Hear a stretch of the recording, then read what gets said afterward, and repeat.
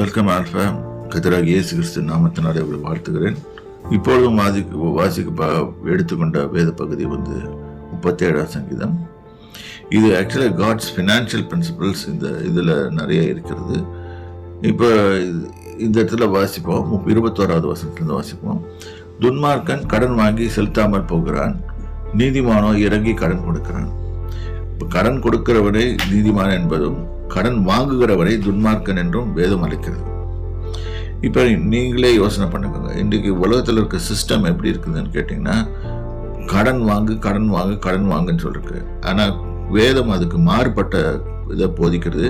கடன் வாங்காது, நீ கடன் கொடு அப்படி வேணா சொல்லுது தவிர்த்து, பேங்கிங் சிஸ்டம்ல பார்த்தீங்கன்னா கடன் வாங்குன்னு ஒவ்வொருத்தரும் உங்க பின்னால் இருப்பான். கடைசியில் நீங்கள் கடன் வாங்கிட்டு கடன் கொடுக்கலன்னு சொன்னால், திருப்பி செலுத்தலைன்னா உங்களை பிடிச்சி பிச்சு எடுத்துருவான். இருக்கிறதையும் உருவிட்டு எல்லாத்தையும் ஒன்றும் இல்லாமல் எடுத்துக்கொண்டு போவான். இந்த கொடுத்து விரிவாக நம்ம பார்க்கலாம் இன்னொரு நாள். இப்போ இது ஒன்று, நீதிமானும் இறங்கி கடன் கொடுக்குறான்னு போட்டுருது. அப்புறம் 22வது வசனம் பிறகு, அவரால் ஆசீர்வதிக்கப்பட்டவர்கள் பூமியை சுதந்திரித்துக் கொள்கிறார்கள். அப்போ நல்லா படிச்சு கொள்ளுங்க. நாம் தேவனால் ஆசீர்வதிக்கப்பட்டிருப்போமானால் என்றால் பூமியை சுதந்திரித்துக் கொள்வோம். பூமியில நம்ம சுதந்திரமா நம்ம வாழ்றதுக்கு. Life is temporary in the earth. Nobody is going to stay permanent. or எப்படியும் வாழ்வோன்னு சொல்லுறது முடியாது. நான் 150 வருஷம் வாழ்வேன், 200 வருஷம் வாழ்வேன் யாரும் சொல்ல முடியாது. யாருக்கு எந்தெந்த காலம் எழுதி வச்சுருக்கு, கர்த்தர் கையில் தான் காலங்கள் இருக்குது.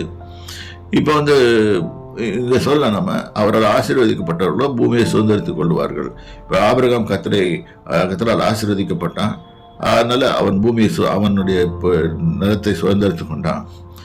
அவனுடைய சந்ததிகள் நிறைய வருஷங்களுக்கு அவன் நிலத்தை சுதந்திரித்து, இந்த வரைக்கும் அவனுடைய சந்ததிகள் சுதந்திரித்து கொண்டிருக்கிறது. அவரால் அடுத்தது அவரால் சபிக்கப்பட்டவர்களோ அறுப்புண்டு போவார்கள்.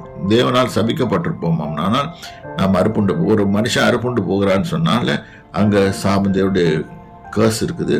ஸோ இந்த இடத்துல நம்ம புரிஞ்சுக்கணும். நம்ம வேதத்தை வாசிக்கும் போது திட்டம் தெளிவாக வாசிக்கணும். நான் தேவனால் ஆசீர்வதிக்கப்பட வேண்டும், அதுக்கு நான் என்ன செய்ய வேண்டும்? ஆகவே தேவனுடைய பிள்ளைகளே, நீங்கள் ஒவ்வொரு வசனத்தையும் தியானிக்கும் போதும் நான் ஆசீர்வதிக்கப்படுவதற்கு என்ன செய்ய வேண்டும் என்பதை கவனித்து பாருங்கள். கர்த்தர் உங்களை ஆசீர்வதிப்பாராக. கர்த்தருடைய நாமத்துக்கு ஸ்தோத்திரம்.